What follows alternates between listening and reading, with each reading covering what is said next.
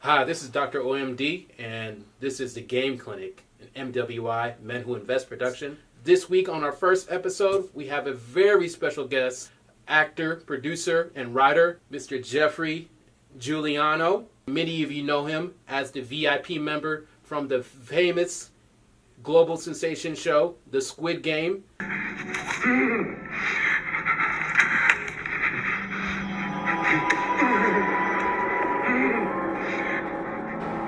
If you can satisfy me in 5 minutes, I might let you leave.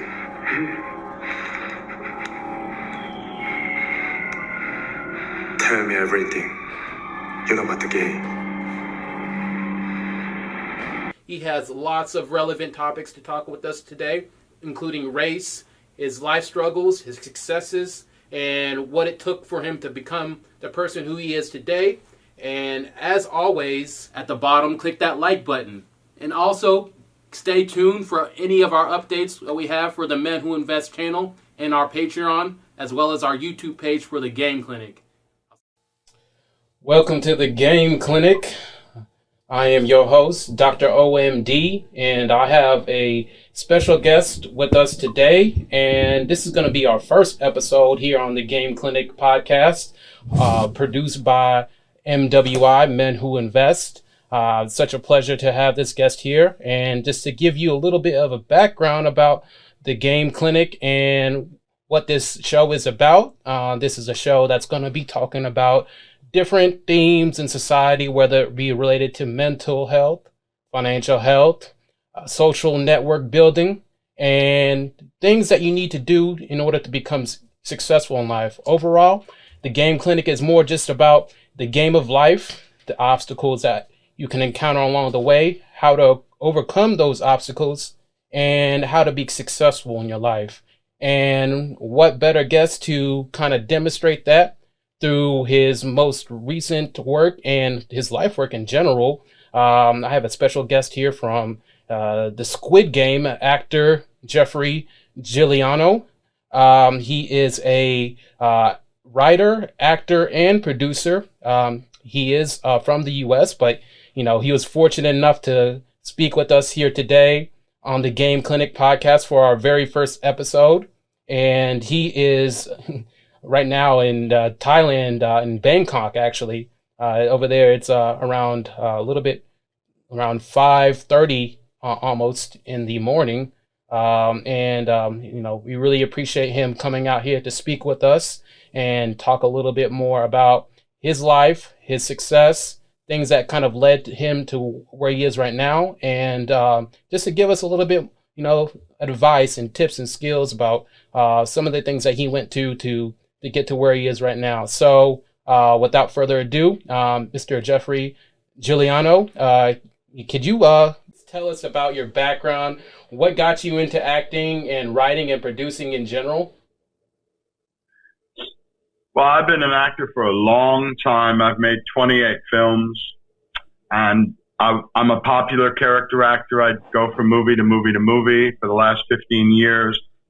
But the public wasn't aware of my work so much. Producers were, and they would give me gigs, but the public, until Squid Game, didn't know who I was. So that's completely changed. In fact, I saw a Google Analytics graph on myself, and it went in a straight line, and then with Squid Game, it just went right off the roof, and that's where it stayed. I mean, it's 4:00 in the morning in Bangkok. I'm doing interviews. I've got another interview. I got 3 more interviews today.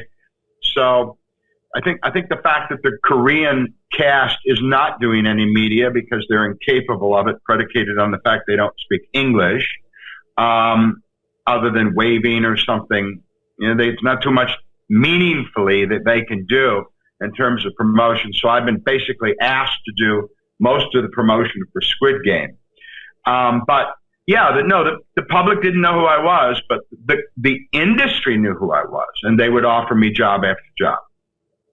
Oh, I see. Yeah, I mean, I can definitely say that Squid Game has been a huge international hit, and I'm pretty sure that your promotion is even helping it even further. I mean, right now, as we know, Squid Game is like the number one show on Netflix. You've already done 25% of the population of the planet has seen it. Yeah, that actually is a very important statistic right there, just to give you the huge number and impact of this show. About I think 111 million people within the first month were watching that show, and then that's like the number one Netflix show of all time as of right now. No other show has been able to top those metrics. It's just been a huge sensation, and for those of people who haven't had a chance to watch Squid Game, can you kind of give us a little bit of a brief background of Squid Game, its themes, for those who are not familiar with the show in general, and then also your role too, because you actually play a pretty integral role on that show as one of the VIP members, for people who know that show. Well, it's a dark look at a dystopian world, but it's not fantasy. It's kind of the world we live in. People walking back from 7-Eleven get blasted by police, and blown away. There's an airborne virus that's killing millions of people. People are living insulated lives. They don't trust anybody. I live in Thailand because I won't go to America because of the violence. When I used to put my son on the school bus, I'd breathe a sigh of relief that he wasn't murdered in the classroom. And when he got off the bus, so I didn't want to live like that. But Squid Game offers the Squid Game offers a view of the world which is dark and dystopian, and that's exactly the world that we're living in now. Not exactly. I mean, there's a lot of artistic license. We're not having games where people are killing each other. No, we just do it on the street, at 7-Eleven, in the schoolroom. So there's plenty of violence to go around, and it's a kind of a reflection of our time. Now, my part was modeled after Donald Trump. I came to find out later, and just a kind of a pig, a kind of a thug, people who twist every human value around a dollar. Money's not going to save you at the time of death. Money's not going to keep you from getting to be old and infirm and sick, et cetera, et cetera, et cetera. Money's really no answer at all. It just makes you more uncomfortable. Although John Lennon once said, miserable rich is better than miserable poor. So there's something to be said for money, but it's certainly nothing that I would want to ever give my life over to as like the predominating force, But, when I watch a lot of the videos for your generation, there's a lot of emphasis on money and bling and, and they're just such stupid, inconsequential values, which bring the whole world down. And this is another thing that Squid Game reflects. And indeed, my role is like, yeah, well, I've got money. I can do anything I want. I can have sex with you. I can kill you. So it's just that kind of authoritarian trend we have in the world now for big rich guys to tell everybody else what to do. And in my case, obviously, you saw me going from a big guy that was controlling everything to a simpering, weeping little wuss. When I had that gun to my head. Right. So, but look, I just thought it was another movie. I'd make lots of movies. I thought, okay, here's another movie, and then after this, I'll make another one. I didn't know I was going to be in the Beatles or something. Right. Suddenly joined the Beatles, So, I mean, I used to be a famous writer, and I had lots of publicity in the 80s and 90s, early 2000s. But I haven't been, in the 15 years I've been a film actor, I haven't been mentioned one time. They said, and the cast also includes Jeffrey Giuliano. Now, if you go to jeffreygiuliano.com and you go to press, there's pages and pages and pages and pages of articles about me. Did I suddenly become talented? No, I've always been talented. I just came to the attention of the world because of Squid Game. Right. And kind of going off what you said before, like I mean, you've done a lot of roles, over 2 dozen to be exactly, and 28, 28, 28. Yeah, 28 movies. yes. But I know for sure, like for anybody who hasn't actually read about your story, you actually have a very, very intriguing story. So for those who actually don't know about your background, before you actually were a part of the cast of the Squid Game, you're you got in contact with the producer Hwang Dong Hyuk from Korea, and he chose you for that role. You were at like a really um, difficult point in your life, from what I've been leaking, talking about Uh, your experience in India and Jasper, India yeah, specifically, when you were yeah, stranded there during the pandemic with your son, yeah, uh, yeah. basically just penniless, not having any means of like getting money and just almost like Correct. fighting for your life. So I can imagine that experience in itself and kind of going through all the things that you went through before and then coming into what you're feeling right now, that just it might just be it's just unreal.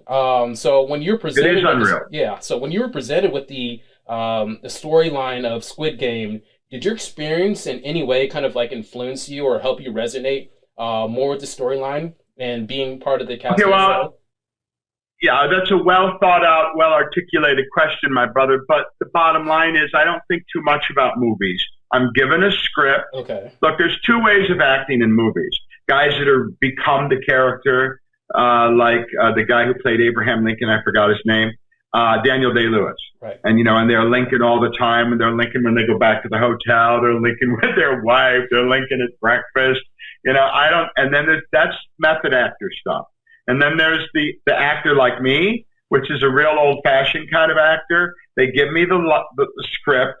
I learn the lines. I think about how I'm going to sound, how I'm going to look, and then I go in and do it. I don't put that kind of in-depth thinking into acting. I've been doing it so many years. I have a sophisticated bag of tricks, which I can call and pull from at any time. Oh, okay, I'll use this accent. I'll use this one. And that one is, hey, 69. It's my favorite number. If I can't do a 69, I'll do 96. It's this kind of hoodlum thing that I played a lot.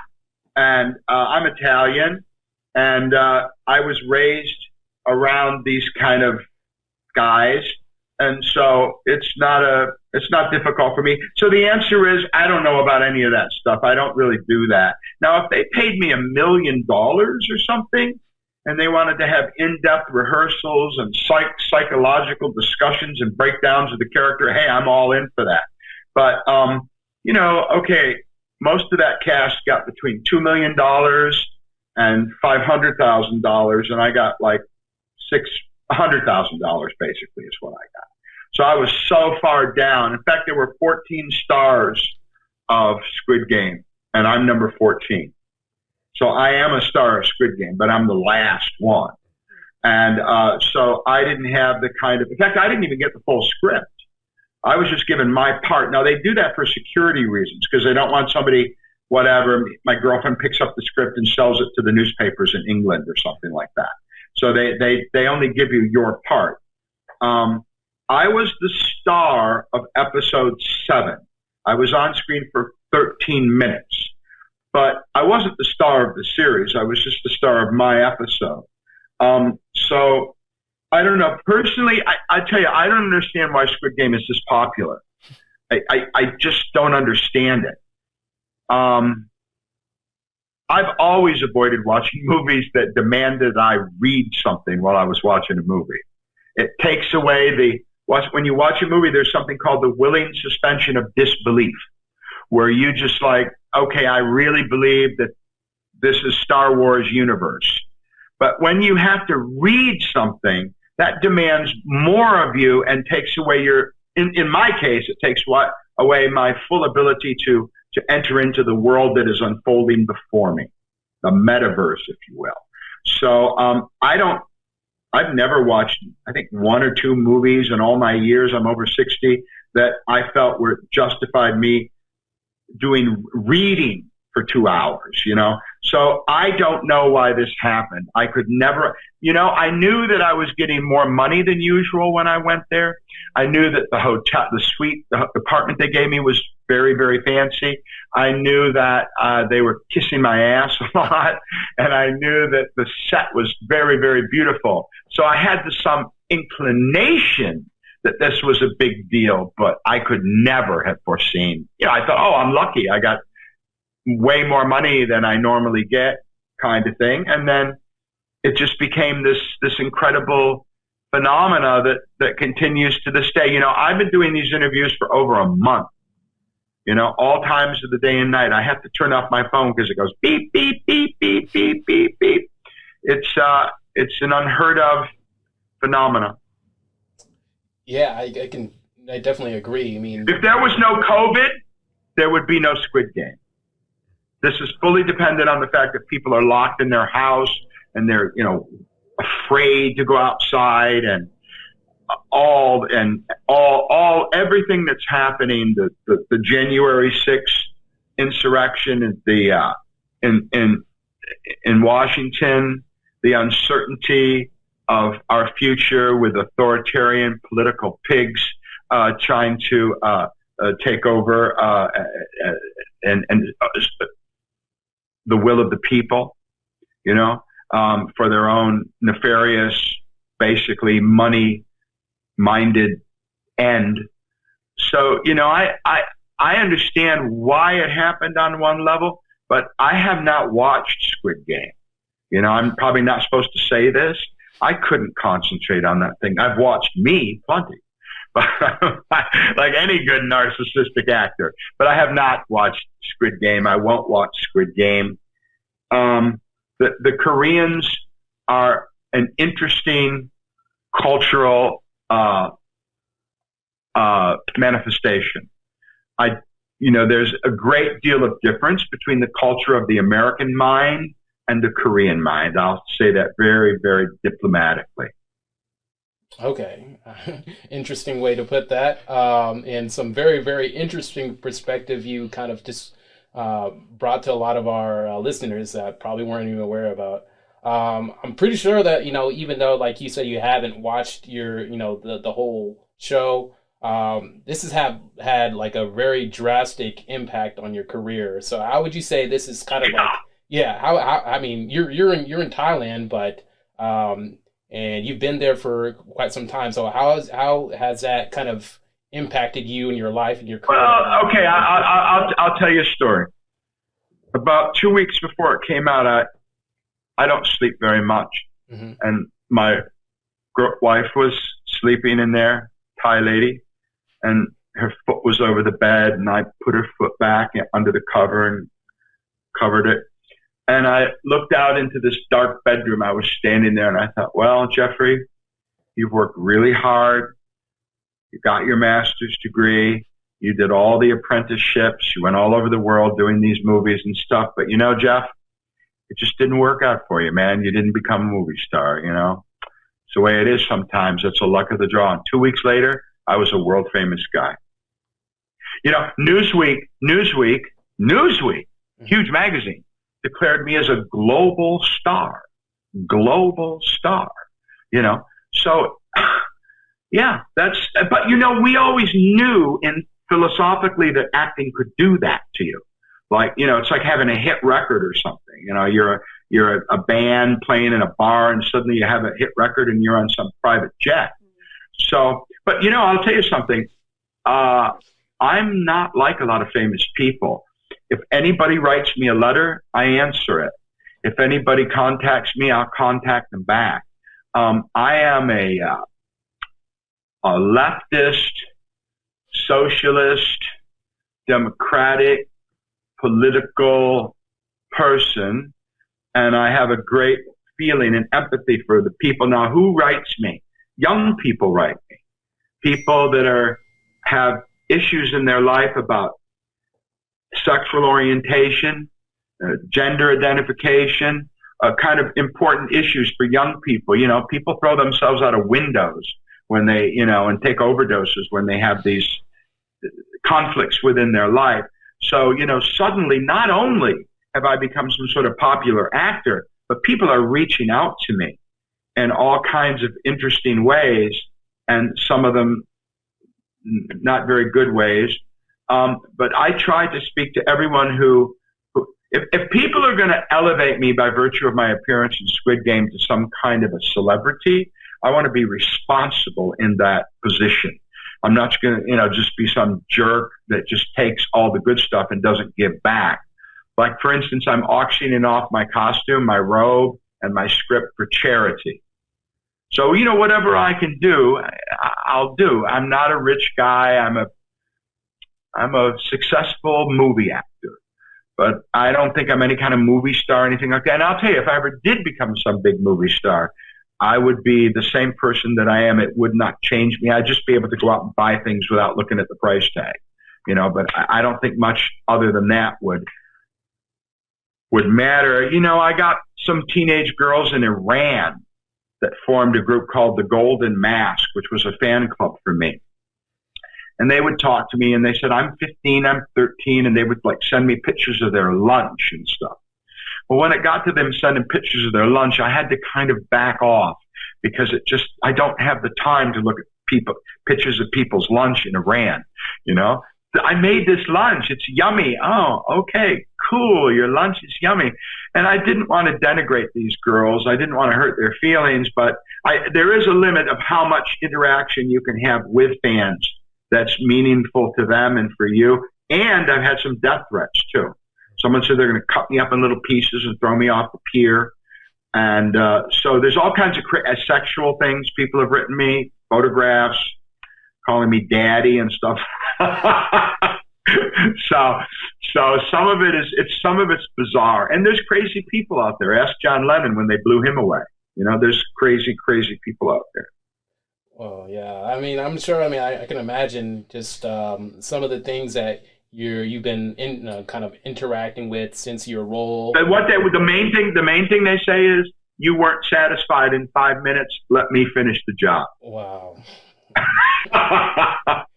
That's going to be your classic line that people are going to be going. Oh yeah, just that one. Dude, yeah. No, that one. Satisfied in 5 minutes, and hey, if I can't do 69, I'll do 96. And 69, that's a beautiful number. So it's going to be some stupid shit like this. I'm a Shakespearean actor. Right. I'm a well-trained, to be thus is nothing but to be safely, thus our fears and banqueting. I can do Shakespeare for you all day long. But I have become synonymous with, hey, if you can't do 69, do 96. It's ridiculous. but that's the way it rolls. And listen, there's an old saying that I tell every actor. I say it almost once a day when I'm working. How do you make an actor complain? Give him a job. I'm not going to complain about shit because I have been, this has made changes to my ability to take care of my family. Right. This is show business. It's called show business, not show fun or show party. It's show business. So like when you tell me I got to get up at 4 a.m., I get up at 4 a.m., so that millions of people can know kind of who I am and what's happening. Because look, let's be honest now. That was a very easy role for me to play. It wasn't difficult. It wasn't challenging. I want to star in some big Ocean's 11 with Brad Pitt and stuff and play. I want to be the James Bond villain. I want bigger things to happen for me, just for my own artistic edification and for money and stuff like that. But I mean, that was just, I didn't even have to think about that movie. I just went in there, and I like the part where I say, the guy's over there, the waiter's over there, and I said, hey, you, come here. And I just felt, what an asshole this guy is, talking to people like that. I'm a guy that's very sensitive about the way I talk to waiters and stuff. Right. And I said, hey, you, come here. What a jerk. But and there's another thing that I found out. This is interesting. People confuse me with the character. There's been some articles that say Jeffrey Giuliano is the same as that guy. You know, there's been some negative articles about me, and that's something the media likes to do this. Like when they build somebody up, after they build them up to a certain point, there's nothing left to do but knock them down. Yep. So I had a paparazzi follow me after I did this movie with Tommy Lee Jones called Mechanic Resurrection, and some paparazzi followed me when I left the studio, and I went in to get some groceries, and I went to get, my son said he wanted some bananas, so I went to get the bananas. When I came back, my son was crying, and the paparazzi had frightened my son with the cameras.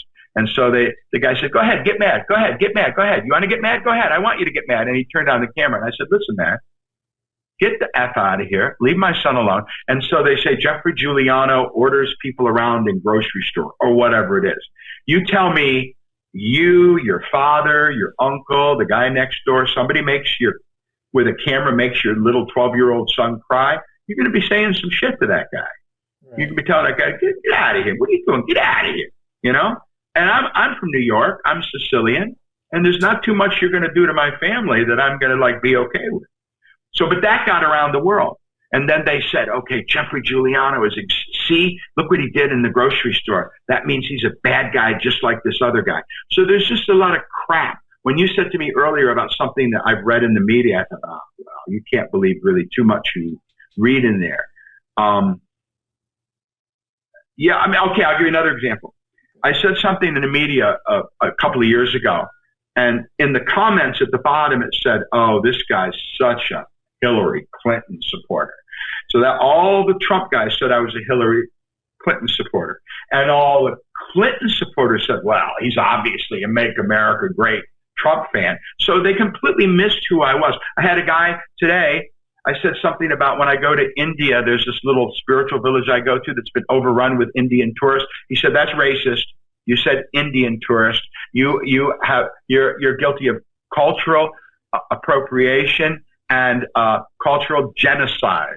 Dude, I just said there are a lot of Indian tourists there. Come on, I'm not guilty of genocide because I said Indian tourist. I could have said Russian tourist. I could have said English tourist. You know, how dare you say Indian tourist? If I would have said Indian tourist, the problem with Indian tourists is they have the mentality of a gorilla, you know, and they're so inferior to Americans. That would have been racist. But simply saying there's a lot of Indian tourists here, that's not racist.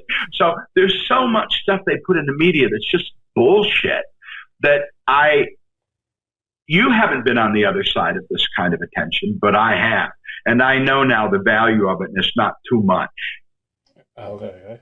Oh, all right. Yeah, I mean, that's interesting. Like, seeing all those different perspectives and kind of the upside of where you're at right now, but also kind of the negative sides of being in the spotlight. I think a lot of people kind of overlook those things when they're looking at these, up and coming stars or, television or film actors, and kind of getting an inside look into like some of the things that they have to deal with. Yeah, well, I'm sorry to interrupt you. One of the things that I find is important, and I've had to really force myself, is to not feed trolls. When someone trolls me online, which they do, pretty much once a day or something, I want to say, oh, you're wrong about that. You can't do that. You just have to let them say, like he beats his wife, they didn't say that, but that's an example, that Jeffrey beats his wife. No, I don't. You can't win. If you feed it, they're just sitting out there waiting for you to react. And then when you react, they write more bad shit. So you just have to, like the guy who said I was guilty of cultural genocide because I said Indian tourist. He was Indian, of course. You old white men are all the same. Your generation is just going to have to die out before we can make any progress. What are you talking about, dude? I'm a socialist. I am not a racist dude. Yeah, I got a Thai wife in there and I got a Thai son in there. There's nothing racist going on here. This whole concept that we should have perpetual wars because of the amount of pigmentation in a person's skin is insane. And my late wife said the best thing I've ever heard about race, we're wandering off into the weeds here, but I'm sitting in front of a big black man with a beard, so I want to say some of this stuff, is that she said, you know what, everybody should just get together and make love, and then everybody will be sort of tan. That everybody should just screw each other. So and then everybody will be tan. I mean, I get what you're going right here. But I just want to make sure I'm getting all their questions in, and that we want to have some other discussion about some of the things that we kind of had on our mind about your life. All right. Come on. Hit me with your best shot, big boy. All right, man. Go ahead for it. All right, man. So just kind of, I mean, this is something that I'm a little bit more curious about because as of right now, you are 68 years old, right? Yeah, I am. Okay. So now reflecting back on your life. It's awful. It's awful. Mhm. You know, it's like, I mean, I'm okay, but I'm going to die soon, you know, and that really puts a damper on shit.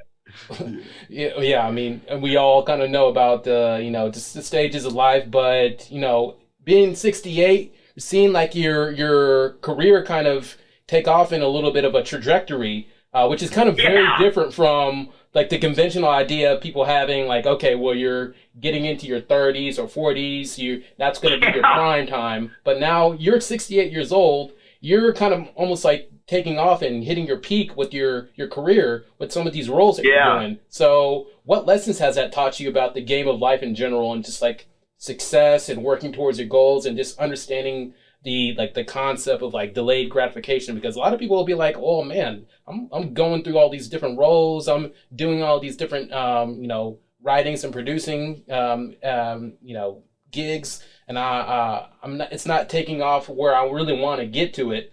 But now I'm 68 and I'm actually hitting something, or I've hit a role that has kind of let people know, okay, these are my skills. I mean, I'm definitely a very talented person. So what has that kind of taught you about the game of life in general when you were seeing yourself kind of being at this point in your life and your career? Well, I wish it would have happened at 38 rather than 68, you know, but I've had a really good life. You know, I've got a great family, and I'm very grateful for what I have. I'm distressed about death, you know, and life is a beautiful thing, and the alternative is awful. And, you just, even if there's a God, you don't know what's going to happen, you know, you know this, but you don't know anything else. You hope for this and hope for that. So that's a problem, you know, it's kind of gnawing at you, you know, like when you're walking down the street and a dog passes you and then it comes around and looking and trying to nip at your heels. So you have this time nipping at your heels. That's a strange and worrisome sensation, although I try not to worry about it. It's not my go-to thing to think of in the morning. Hey, I'm going to die in a few years. You know, I don't do that, but it's there, you know. But yeah, career, you know, hey, there's a good thing about being 68 and being some kind of movie star is that you can put it in its proper perspective. You know, I've seen people I love dead. I've made millions of dollars and lived in poverty. I've had so much, I'm so vastly experienced in life that I can handle anything that comes at me with ease. I don't like, oh my God, they said this about me or this. You know, I'm very, very well grounded, and I'm there is wisdom that comes with being older and old, not older. I'm old. There's wisdom that comes with being old, and it allows me to navigate through life more easily. So in terms of career, yeah, I wish it would have happened earlier, but I'm glad it's better to happen now than not happen at all. And I have a lot I can offer to the world of cinema, because I'll tell you, I'm a character actor, dude. I can play any damn thing. I've played women before. I've played tons of mafia guys. I've played a lot of Shakespearean type, Game of Thrones type dudes. So I'm a really good actor, and I can play all this different stuff, and people would be well advised to hire me for their film. And there's a good thing about acting. It's not like some goofy thing where you can only work till you're 65 and then that you have to retire. You can be an actor till you're 90. Right. So I feel I got about another 10 years, probably not 10, probably 8 years that I can be an active actor, and I intend to do. But I'm also a writer. I have other things I do. I own an audiobook company. So when I'll tell you one thing, that I'm a narrator and my voice is a million times better than when I was young. So some things, like when you hear Paul McCartney sing, he can't sing anymore. The long and winding road, give it up. But there's a richness when I narrate. It's like a fine wine. So certain things, like if they want me to run around and be I did a movie called Hard Target 2 for Universal, where I had to run around with a gun. I couldn't really do that anymore. But I can sit in some sort of Pentagon and say, all right, gentlemen, what are we going to do here about this nuclear weapon that's coming or the asteroid that's coming towards New York? I can do all that kind of stuff. So there's physical limitations, but I'm more qualified now than I have ever been to take on Hollywood. Okay, yeah, that's definitely interesting perspectives that you gave right there. But I'm also kind of interested to know, like you mentioned a lot of different things you've done with your role, in terms of from voice and voiceover just to different characters. So kind of just to help summarize some of the things that we've talked about. So what advice would you give to up and coming artists specifically, and like steps that they need to take to get into the film industry and be recognized for different roles and gigs? Take any job they offer you. Take any job they offer you when you're starting out. I used to hang around, when I was a teenager, I'd hang around the local TV station that just did the news, weather, and sports. And I said, wow, man, I really oh, really? Well, come on back in. Yeah, I like this with cameras and lights and stuff. That's interesting to me. Well, come on. The weatherman, his name was Paul Reynolds, said, all right, well, Jeff, come on in and you can sit in the background and watch me do the weather. So it's just like I don't know why I'm like this. Nobody knows why they're like they are, but karma or something. So I would say hang out with people that are doing it.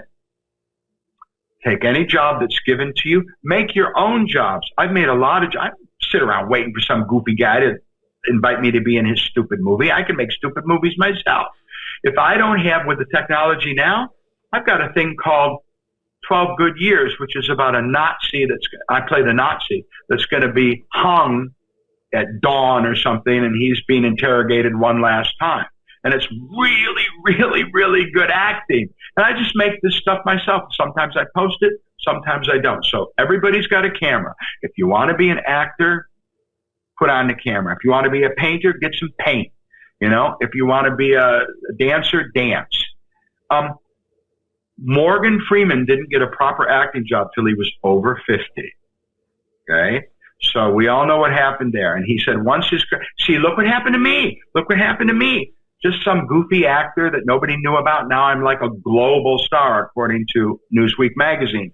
So you don't know what your lot in life is going to. A lot of things just happen to people.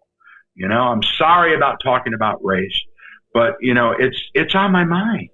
You're talking to an artist. You want to know about an artist. Well, this is the kind of stuff that's on my mind, and this is why I told you, and I'm right when I tell you this, is that one of the reasons that Squid Game is such a big hit is because it reflects how screwed up the world is right now, and artists are maybe more sensitive than other people at some level. So when, I'm not wandering in the weeds, I'm just trying to give you the motivation. There's that black guy who got shot by the police, and he said, I'm a vegetarian. That guy, I'm a vegetarian. I play the violin. I'm not like other people. Bang. These kind of things impact the artist, and they want to show it or reflect it. See, artists are kind of a reflector, a mirror to society. So what did I show you in Squid Game? I showed you what a pig these rich guys are in most cases. Jeff Bezos, all these guys spending $1 billion. If I was Jeff Bezos, I'd say to my wife, okay, we're billionaires. Let's help a bunch of people out, and let's have a really nice house. But we don't have to have rocket ships and, palaces and stuff. Come on. Let's give 25% and feed everybody in Pittsburgh, or do things. So artists are reflective of society, and we have an increased social responsibility to try and we're teachers, we're storytellers, we teach people.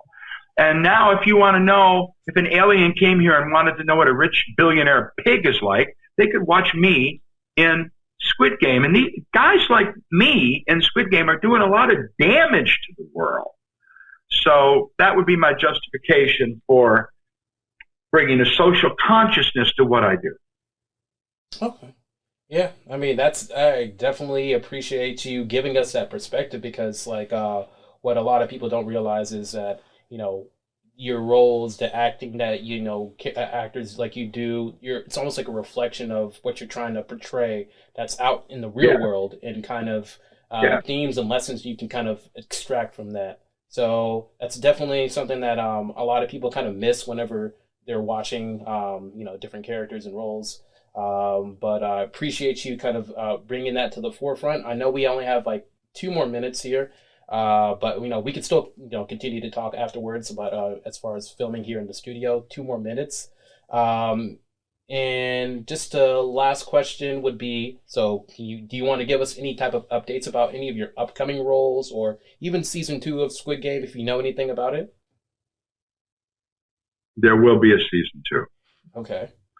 I don't know if I'll be in it. If they call me, I will.